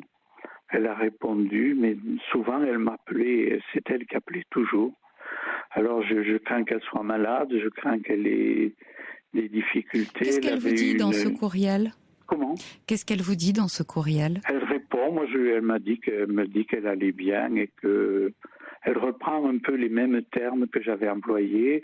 Et tu es en forme, qu'est-ce que tu fais? Donne-moi tes nouvelles. Enfin, c'était la teneur de ce que j'avais écrit. Oui. Elle a repris un peu la même chose, ce qui est pour moi une sorte de dénégation. Oui, bien sûr. Donc en fait, c'est une façon de couper court. J'ai eu l'impression, ce qui me gêne, c'est que elle s'écarte de moi, voilà. Oui. Et... Définitivement. Alors qu'il y avait de l'amitié, que moi je ne soupirais pas auprès d'elle pour parler XVIIe siècle. Oui, bien sûr, mais en même temps, peut-être qu'elle a senti que vous attendiez quelque chose d'elle. Non. Non. Au début, oui. Après, non. Elle m'a ébloui. Elle a un type méditerranéen qui me plaît beaucoup. Mais disons, ça peut-être sur 4 ans, ça a duré 3-4 mois. Et puis après, j'ai vu que la sagesse, la voie de la sagesse, c'était une amitié, une tendre amitié. Sa maman est venue ici, elle m'a dit, vous, pendant longtemps, elle m'a dit, il faudrait que vous l'invitiez. Bon, moi j'ai dit, mais oui, avec plaisir. J'ai dit, toi aussi, je t'invite. Puis on a fait un très très bon repas. Enfin, voilà. Elle venait souvent chez moi. Je l'ai souvent invitée, ou au restaurant, ou chez moi. Et quand je partais en voyage, de l'avant-veille, elle voulait qu'on mange ensemble. Moi, en principe, je reste 1 semaine, je me coupe et je suis déjà en immersion pour le voyage. J'aime beaucoup les voyages, je suis un grand voyageur. Et quand je l'ai laissée devant sa maison, elle avait trouvé un logement intéressant qui était pas mal. Je la voyais, elle me disait au revoir, elle avait souvent les larmes aux yeux. Et au restaurant, on parlait beaucoup. Les gens pensaient que c'était une liaison. Bon, ça peut arriver. Les gens pensent qu'ils veulent. Non, mais moi, ça me gênait pas, mais je lisais dans leur regard. C'est dire qu'on avait il y avait une osmose entre nous, voilà. Ouais. Et là, ce qui me gêne, c'est... l'absence totale de contact. Voilà. Et puis l'interprétation, je ne sais pas. Peut-être elle est malade, ça me gêne. Peut-être elle a... Je pense qu'elle vous le dirait, non? Comment? Je pense qu'elle vous le dirait si elle était malade. Je ne sais pas. Alors, vous dites qu'elle avait trouvé un travail dans votre ville. Elle avait trouvé un travail et puis elle n'a pas pu le faire. Elle l'a continué à Paris. Et quand elle est allée à ce travail, je suis allé dans une ville voisine, à Narbonne, elle n'était pas véhiculée, donc elle avait un entretien, etc. Bon, je connais les techniques d'expression et de communication, je lui ai donné des conseils, je lui ai acheté un beau classeur. Bon. Oui, vous avez pris soin d'elle. Oui, puis un beau stylo aussi. Ouais, voilà. comme on fait avec une petite fille qui retourne à l'école. Oui, c'était un peu comme ma fille, un petit peu. J'étais un peu comme. Alors, elle avait un très grave malentendu avec son père. Son père et sa mère ont divorcé. Elle avait 13-14 ans et donc là, elle l'a retrouvée. Elle me l'a souvent parlé et j'ai voulu la concilier avec son père en lui disant que sa mère était très gentille, mais qu'on ne mêle pas des enfants. Elle était adolescente, elle et son frère, on n'aurait pas dû les mêler à cette histoire de couple, leur dire simplement qu'il n'y avait plus d'amour, plus d'entente, qu'ils se séparaient, mais que le père était le père. Le père est d'origine étrangère. Et il a cru être délaissé par la famille. Et là, il était content. L'autre jour, il m'a dit, ça y est, je l'ai eu au téléphone et tout. Donc, si vous voulez, j'ai annihilé beaucoup de ces problèmes, il me semble. J'ai l'impression, François, à vous entendre, que vous aviez avec elle une relation tout à fait filiale. C'est-à-dire, voilà. Et vous savez bien ce qui arrive avec les enfants. Un jour, ils quittent le nid. Oui.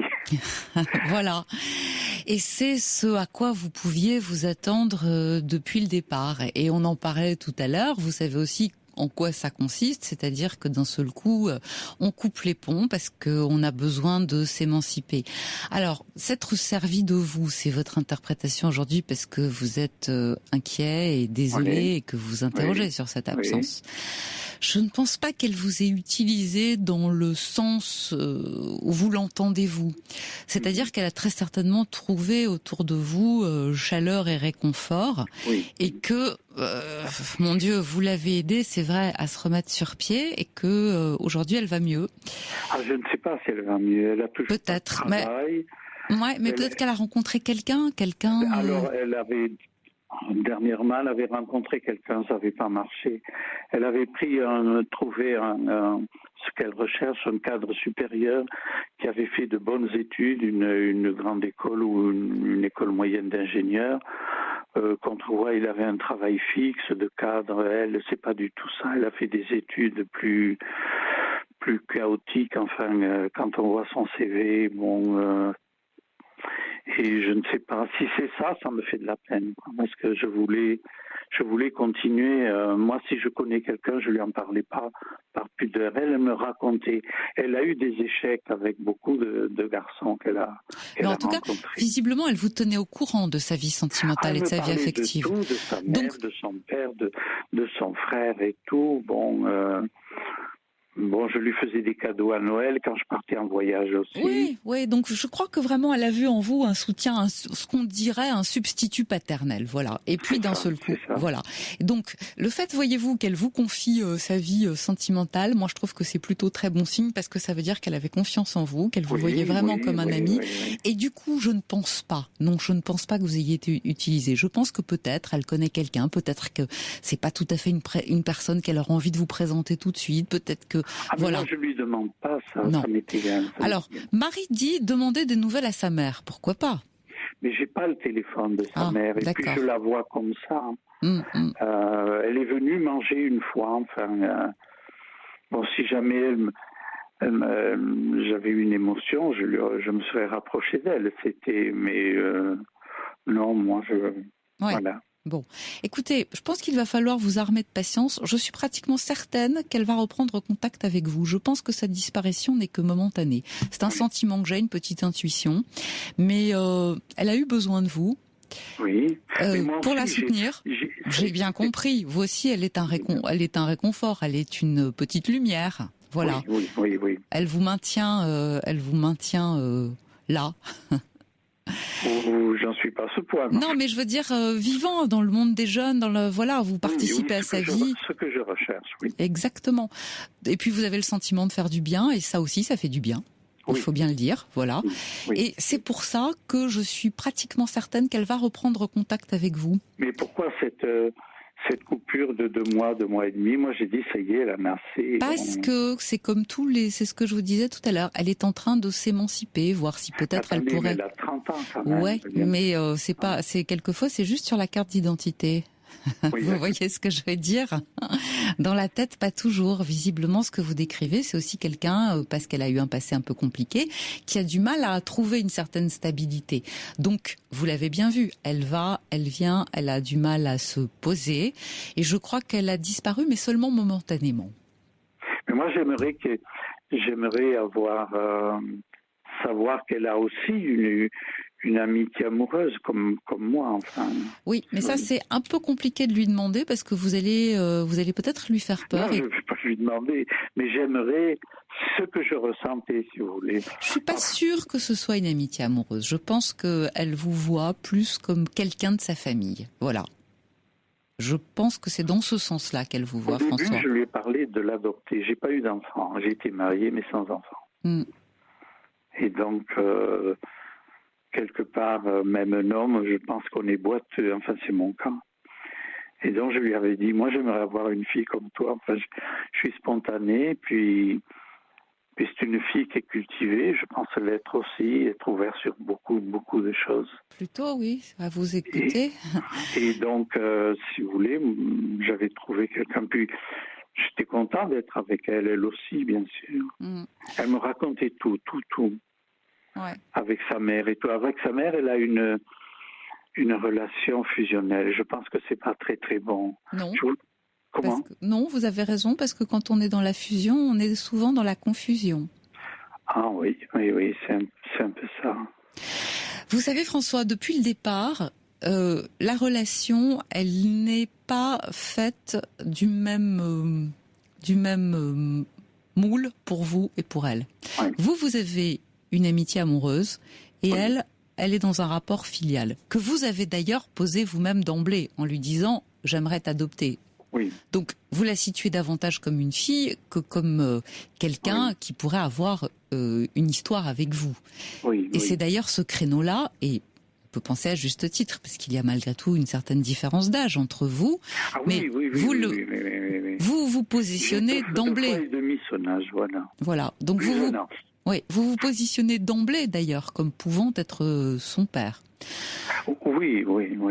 Donc je pense que c'est ce qu'elle cherchait, puisque son père était parti. Voilà. Et vous n'êtes pas tout à fait dans la même optique. Vous comprenez ce que je veux dire ? Voilà. Alors elle a des rapports un peu compliqués avec son père. Vous, auprès de vous, elle a trouvé un soutien, un appui, c'est certain.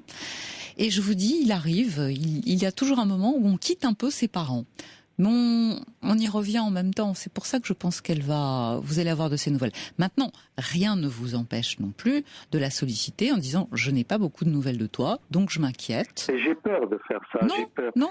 Moi, je suis parti sur l'idée, peut-être fausse, que j'avais été manipulé, j'avais été flou. Et pourtant, elle est honnête, très très honnête. Ouais, mais moi je pense que justement ce que vous avez dit tout à l'heure, ça me rassure beaucoup, c'est-à-dire qu'elle vous fait part de sa vie sentimentale, affective. Elle ne se cache pas de vous. Donc vous êtes au parfum. Vous comprenez ce que je veux dire ? Il n'y a pas de cachotterie. Comme il n'y a pas de cachotterie, je ne crois pas vraiment à la manipulation. Je crois non pas à l'utilisation comme vous l'entendez. Je pense que oui, vous êtes un soutien pour elle. Oui, vous êtes un appui. Et quelquefois, pendant un certain temps, on voit si on peut fonctionner sans béquille. Vous comprenez ce que je veux dire ?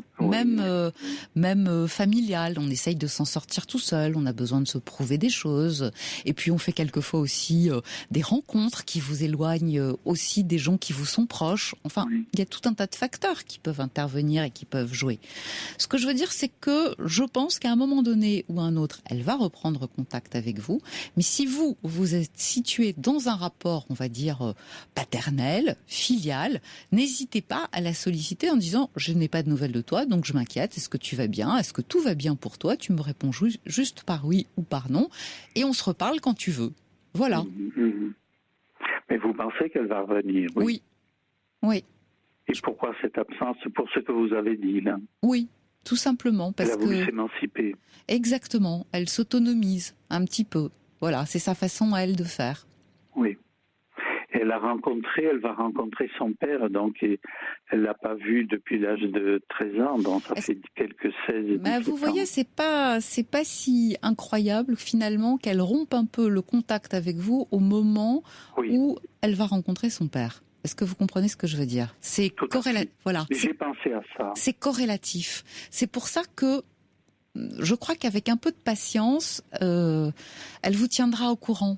Vous n'allez pas, vous allez avoir des nouvelles. Quand? Je ne sais pas, mais je pense que quoi qu'il arrive, elle reprendra contact avec vous. Oui. Ensuite, ma réaction, je m'accuse d'avoir un moi haïssable. Il est toujours haïssable, le moi. Mais non, pas du tout. Vous voyez, par exemple, je reçois... C'est quand même de la vanité, de l'orgueil, je me sens un peu... Bon, écoutez, vous l'avez aidé, oui. ça vous... Voilà. Et je pense pécuniairement, oui. Ouais, ça vous a fait du bien, ça vous a... oui. Hein, et puis, ça lui a fait du bien aussi. Oui, vous en attendez quelque chose, voilà, parce que mais vous savez, c'est rare les gens comme vous qui spontanément, généreusement aident, voilà, quelqu'un qui est en détresse. Je pense qu'elle va. Oui, surtout que je n'ai pas profité jamais. Elle est venue, donc elle vivait dans ma maison. J'ai jamais eu jamais rien. Ouais. C'est rien. Au début, oui. Moi, je lui ai dit qu'elle me plaisait et tout. Bon, et puis, alors vous voyez, je reçois un SMS très intéressant de quelqu'un qui dit l'implication de François dans tous les domaines de sa vie et la problématique de cette jeune femme a pu être un peu infantilisante. Vous voyez, c'est pour ça que je vous parle d'émancipation. Mm-hmm. Elle a besoin de grandir. D'accord. De battre des ailes sans vous. À très bientôt, François. Merci beaucoup. Au revoir. Au revoir. Toutes vos confidences à Sophie Peters au 39 21. 39 21. 34 centimes la minute.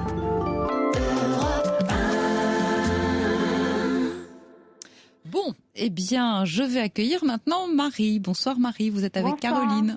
Bonsoir Caroline, c'est sympa de m'avoir pris. Voilà, moi j'ai 64 ans, j'ai élevé mes enfants. Ouais. Ils se sont envolés du nid. Forcément. Forcément, ce que je comprends parfaitement. Mais voilà que mon fils, le grand, qui travaille à l'étranger, nous sommes donc en France et il travaille, disons, pour y aller, je fais la journée de voyage, notamment 2 avions. Et donc, il a un très bon travail, un très bon salaire, une compagne allemande et 3 enfants. Il vient d'avoir une petite de 2 mois et demi. Alors, j'ai l'habitude d'aller voir cet enfant, ce grand garçon, à l'occasion d'anniversaire de ses enfants. Oui. Une fois, c'était aussi pour la Noël. Et voilà que monsieur, maintenant, il me repousse et ne veut plus m'accepter chez lui. C'est-à-dire qu'il m'a dit, déjà la dernière fois, quand on est allé avec son frère pour la naissance de sa fille, il nous a dit que c'était pas possible que vous soyez comme ça partout, qu'il y ait un matelas dans le salon, que tu sois dans... Bon, il a une très grande maison, une très belle maison, quelque chose d'extraordinaire et pas de... Ma chambre qui était au-dessus, il en a fait une grande chambre de jeu. Oui. Et donc, il n'y a plus de place pour nous, quoi. C'est pas sympa. Et ça l'a énormément gêné qu'on soit allés tous les deux. Et il a dit la prochaine fois, je te prendrai une pension. Une pension. Et la prochaine fois, ça a été donc l'anniversaire du deuxième, qui a 2 ans. Et j'ai longuement réfléchi avant d'y aller. J'ai beaucoup pleuré. J'ai essayé d'avoir l'avis de plusieurs personnes, notamment d'un psychothérapeute, d'amis français, étrangers, etc., allemands aussi. Et finalement, j'ai décidé d'y aller pour pas rompre le contact avec mon fils et mes petits-enfants. Et je crois que vous avez eu raison. Et quand je suis partie, bien sûr, il n'était pas rentré du travail. Il y avait sa compagne et sa sœur, la sœur de sa compagne. Qui habitait où, elle ? Qui habitait ailleurs. Elle habite, de toute façon, ils habitent. Mon fils habite avec sa compagne et ses 3 enfants. C'est D'accord. Tout. Mais les sœurs sont toujours là. D'accord. Les sœurs sont toujours là, tous les jours. S'il n'y en a pas une, il y en a 2. Il y a toujours quelqu'un. Ouais. Et si c'est pas si c'est pas les filles, la mère, elle vient pas, mais le père, il vient. Il passe souvent, le père. D'accord. Il a une clé, le père. Oui. Bon. Alors, elle me regarde, elle me dit, ton fils m'a dit que vous alliez chez une amie, que vous veniez après ici. J'ai dit, ah bon, je suis pas au courant. Et sa sœur a parlé en disant, de toute façon, ma sœur veut pas que tu restes ici. On a décidé, on va pas revenir là-dessus. Tu pars dans une pension. Carrément. Carrément. J'ai dit, écoute, tu n'as absolument pas, c'est pas ton problème. Et je l'ai insulté. Mais le on a décidé, ça veut dire qui est dans le, oui, compris dans le on. C'est ses sœurs qui l'influencent. Ouais. Elle a 3 sœurs qui l'influencent. Mais moi, quand j'y vais. Une fois même, je suis allée pour faire l'aller-retour pour 3 jours. Combien de fois par an vous y allez ? 3 à 4 fois. 3 régulièrement. Quel âge a votre fils ? Mon fils, il a 42 ans. Dites-moi, vous ne croyez pas que malgré ces 42 ans, vous pourriez le voir et lui tirer un tout petit peu les oreilles ? C'est ce que j'essaie de faire. Non, mais allez le voir et avoir une bonne explication musclée avec lui. Oui, mais aller le voir, il est loin quand même. Non, mais la prochaine fois que vous y allez, vous allez dans la pension, vous prenez rendez-vous. Voilà, vous prenez rendez-vous avec lui et vous lui dites carrément votre façon de penser en disant voilà ce qui s'est passé et je trouve que c'est inadmissible et moi je suis ta mère et j'ai envie qu'on me respecte et je n'ai pas envie de me faire dire par la sœur de ta compagne on a décidé et on ne veut plus de toi ici. Je trouve que c'est inadmissible et que c'est ne pas me respecter. Je me déplace, j'ai un certain âge, je viens 2 à 3 fois par an, je veux bien aller à l'hôtel si c'est ta volonté, mais tout de même je trouve ça un peu fort de café. Oui, alors non seulement je suis allée à la pension, alors il devait me donner une clé. Il me dit je vais te donner une clé, mais il est allé demander à sa compagne, qui lui a dit non, je ne donne pas de clé. De toute façon, je suis toujours là. Le lendemain, je suis venue, je suis à 3-4 maisons, de leurs maisons. Je suis allée, à pied, ça faisait 5 minutes. Personne. Il y avait un ouvrier qui était en train de refaire complètement une salle de bain en bas, avec une douche italienne, enfin quelque chose d'extraordinaire, que je croyais être pour moi. Voyez-vous, je suis naïve. Voilà. Alors, je ne vous dis pas le nombre de salles de bain qu'il y a et le nombre de toilettes qu'il y a dans la maison. Hein.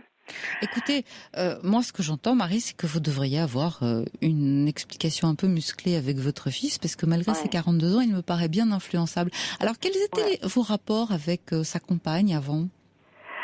Écoutez, moi je ne connais pas l'allemand. Je ne connaissais pas l'allemand. Maintenant, je le comprends parfaitement. Je fais des phrases avec les mots que je connais. Donc, vous avez fait cet effort. Mais voilà, j'apprends l'allemand et j'ai même formé un groupe comme on appelle les tables d'allemand. Il existe des tables polyglottes. Mm-hmm. Moi, j'ai essayé, je le fais. Demain, on a une heure de 6h à 8h, 2 heures. 2 heures de table polyglotte allemande que je dirige. Formidable. Pour essayer d'avancer dans la langue de mes petits-enfants. D'accord, mais avec votre belle-fille... Avec cette fille, au début, elle était toute timide et toute mignonne. Très respectueuse. Elle me faisait des cadeaux. Oui. Quand on allait faire des courses et j'avais besoin de quelque chose, elle me laissait pas payer. Adorable, donc. Mon fils gagne largement sa vie. D'accord, mais alors qu'est-ce qui a changé ? Il a 20 employés. Qu'est-ce qui a changé ? Alors, qu'est-ce qui a changé ? Il a changé qu'elle a pris de l'assurance, cette fille. Moi, j'analyse comme ça. Je ne sais pas si c'est Non, allez-y. Ça vraiment. Allez-y. Elle a pris de l'assurance. Elle a eu donc ce premier garçon qui a 3 ans et demi. Donc, à ce premier garçon, bon, j'allais pas à Noël, j'avais mon cadeau d'anniversaire avec des choses, c'était des petites choses qui sont faites par les enfants, des choses en pâte à sel, des choses comme ça, mais très agréables, voilà. Deuxième garçon, ça allait encore. Il a 2 ans actuellement. Hein, c'était l'anniversaire, là, on ne dit pas la date, mais il y a une semaine. Et donc, il a eu une troisième petite fille. À la troisième fille, elle a pris tous les pouvoirs. Ouais. En fait, elle a pris un petit coup d'azote. Elle a pris un petit coup d'azote. Et puis, elle ne veut plus de moi chez elle. Alors, moi, je lui ai dit, écoute, moi, je ne pense pas, comme je la connais, je pense que ça vient de toi. Il me dit, écoute, moi, je te laisse discuter avec elle. Mais c'est le mieux. Je pense que vous auriez... J'ai discuté avec elle, mais je l'ai fait, Caroline. C'est sa sœur qui a parlé pour elle. D'accord. Alors, le grand, 3 ans et demi, ayant entendu tout ça, il est venu me voir, il m'a dit... Maman dit qu'il n'y a pas de place dans la maison, mais tu peux coucher dans ma chambre. Quelle bonne idée. J'ai dit, mais enfin, moi je ne peux pas décider, il faut demander à ta mère. Il est allé demander à sa mère. Elle est venue en courant. Elle a pris le petit et elle a dit, vous essayez de détourner mon fils qui a 3 ans. Bon, écoutez Marie, je pense qu'il ne faut pas laisser le malentendu s'installer. Le mieux, c'est d'abord de tenter la conciliation, c'est-à-dire d'aller voir votre belle-fille et de vous expliquer calmement et gentiment avec elle. Parce que c'est la compagne de votre fils, elle a 3 enfants avec lui et aujourd'hui, c'est avec elle qu'il vit. Donc, rien ne sert de se braquer, de créer des conflits qui peut-être ne seront jamais résolus. C'est là maintenant tout de suite qu'il faut intervenir.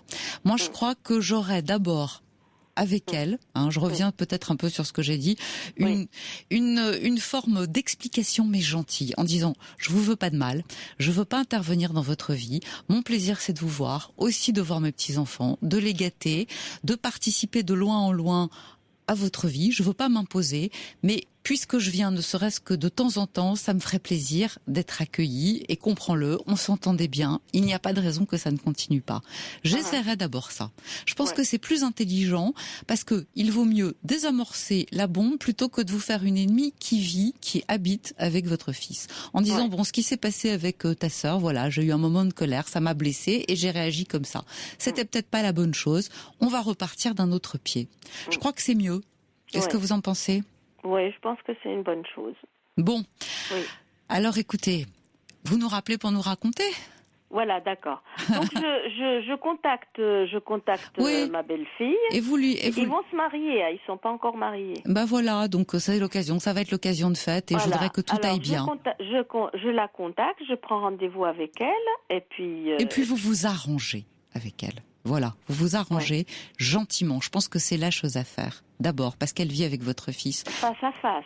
Ouais, face à face, toutes les deux. Et vous vous dites les choses. Tranquille. D'accord. D'accord ? Ok. Au revoir Marie, à bientôt. Merci Caroline. Au revoir. C'est très sympa de votre part. Et une gentille équipe. Hein. C'est vrai, je reconnais. Super. Très bien servi. Merci beaucoup. Bonne nuit. Bonne nuit à vous. La libre antenne d'Europe 1, c'est 6 jours sur 7, du dimanche au vendredi, de 23h à 1h.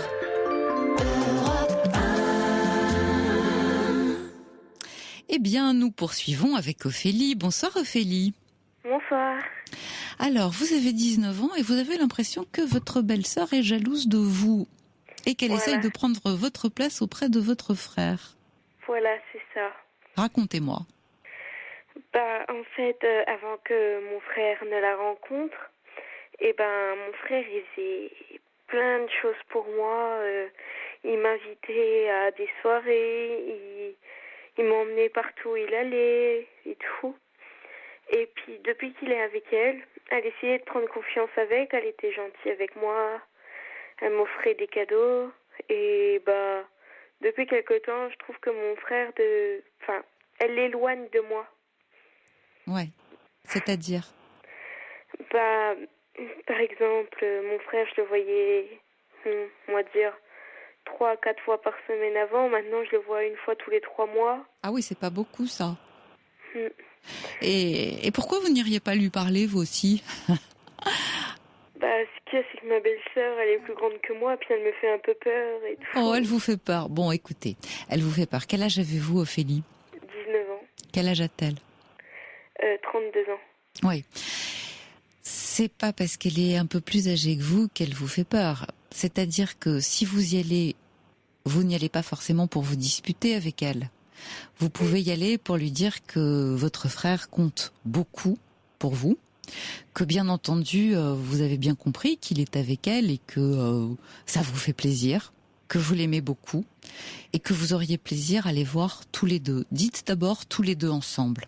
Je pense que c'est mieux, tous les deux ensemble, de façon à ce qu'elles ne se sentent pas exclues.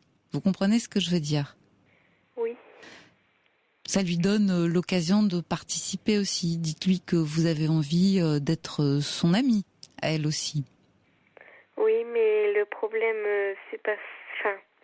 c'est que entre-temps, il y a eu ma nièce qui est née. Et du coup, en fait, c'est plutôt ça qui a tout fait chambouler que... voilà, c'est à ce moment-là que mon frère a commencé à s'éloigner, mais c'était depuis qu'elle l'a rencontré que comment dire, il faisait plus rien avec moi. Mais vous savez, Ophélie, votre frère, voilà, il a rencontré cette jeune femme, il est avec elle. Si je comprends bien, ils viennent d'avoir un petit bébé. Vous imaginez bien que sa vie a changé.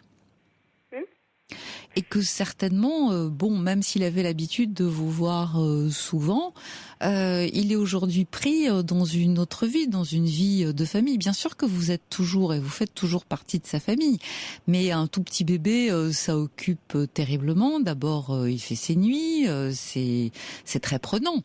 Et puis, il a peut-être besoin d'aider un peu sa compagne. Ils sont mariés tous les deux ? Non, fiancé. Fiancé. Bon, elle a peut-être besoin de lui pour qu'il l'aide. Vous savez, ils sont pris dans une nouvelle vie. Un enfant, ça chamboule beaucoup de choses. Il est peut-être certainement un peu moins disponible pour vous. Ça ne veut pas dire pour autant qu'elle soit jalouse de vous. Oui. Vous le ressentez comme ça? Oui, parce qu'il y a aussi que... En fait, mon frère, il prend les neveux de ma belle-sœur. En fait, il les met au même niveau que moi. Et en fait, il les voit encore plus souvent que moi. Il fait beaucoup plus de choses avec eux qu'avec moi maintenant. Ce sont des garçons? Ça fait partie de la famille, oui. Qu'est-ce qu'il fait avec eux? Par exemple, il va à des concerts avec eux, il les emmène tout le temps à Paris avec ils vont tout le temps au parc d'attractions et tout. Et moi, ça me ferait plaisir d'y aller juste pour passer un moment avec eux. Mais bien sûr. Bien sûr. Vous dites avec une voix tellement gentille. On a tout de suite envie de vous emmener. Écoutez, moi je crois que j'irai d'abord lui parler à elle en disant que vous avez envie d'être son amie. Je m'intéresserai à son petit bébé, je m'intéresserai à ce qu'elle vit. Et puis j'irai ensuite voir mon frère en disant que vous aimeriez bien le voir plus souvent et qu'il vous manque. Et que vous vous sentez un peu exclu, que vous aimeriez participer aux activités qu'il a avec ses neveux. Je ne crois pas qu'elle soit jalouse de vous. Je pense qu'ils sont en train de s'installer dans une nouvelle vie et que, alors, vous avez vous aussi des amis, Ophélie, ou pas? Oui. Vous avez un petit copain? Plus maintenant. Plus maintenant. Donc, votre frère compte beaucoup pour vous. Oui, oui. Et ce bébé qui vient de naître, vous le voyez, ils sont proches de vous, géographiquement parlant. Quand ma nièce est née, je la voyais assez souvent, mais depuis qu'elle a grandi, ça s'éloigne plus de moi. Elle a grandi, ça nous fait quel âge tout de suite? 1 an et demi. Ouais. Je l'ai eu pendant 8 mois, je la voyais assez souvent, et là depuis, plus rien. Dites-moi, et si vous proposiez de la garder de temps en temps? C'est pas que je veux pas, c'est que, comment dire, en attendant que je me trouve un appartement, je suis encore chez ma mère, et ma mère, je lui ai dit que c'est moi qui la garderai, que pour pas que ça l'ennuie, parce qu'elle est assez âgée. Mais elle dit, elle a peur que ça la fatigue et tout. D'accord, mais moi je vous parle d'aller la garder chez eux, en disant quand vous avez envie de sortir un peu ou quand vous avez envie de vous reposer, moi ça me ferait plaisir de la garder un peu. Vous voyez ce que je veux dire? C'est une manière de s'impliquer un peu dans leur vie à eux. De vous montrer que vous vous intéressez à leur vie et que vous ne demandez pas juste qu'on vous emmène à droite, à gauche, etc. Bon, je comprends que votre frère vous manque, mais il a une vie de famille aujourd'hui. Et je pense que un bon moyen pour continuer avec lui, c'est aussi de participer à la vie de cette famille-là. Et la petite, par exemple, c'est adorable, un bébé. Bon, alors, si vous manifestez de la tendresse et de l'intérêt pour elle, tous les deux, forcément, ils en seront touchés.